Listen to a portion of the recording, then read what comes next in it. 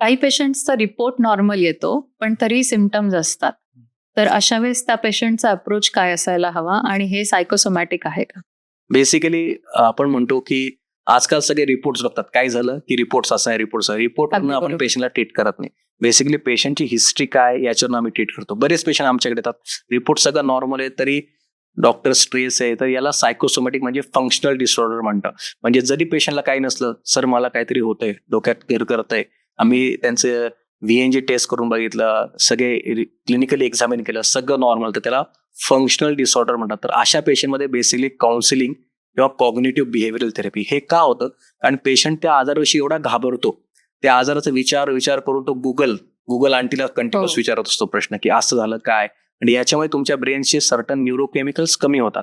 ते न्यूरोकेमिकल कमी झालं की स्ट्रेस वाढतो आणि त्याच्यामुळे पेशंट त्या आजाराच्या जाळ्यात अडकला जातो आणि ते विचार त्याचा शिकारी कुत्र्यासारखे पाठलाग करत असतात. तर बेसिकली त्याच्यात म्हणजे काय, एक तर तुम्ही विश्वास ठेवा, दुसरं गुगल वगैरे करत जाऊ नका, तुमच्या डॉक्टरला कन्सल्ट करा. उगीच हा रिपोर्ट करा, तो रिपोर्ट करा, हे पण करत जाऊ नका.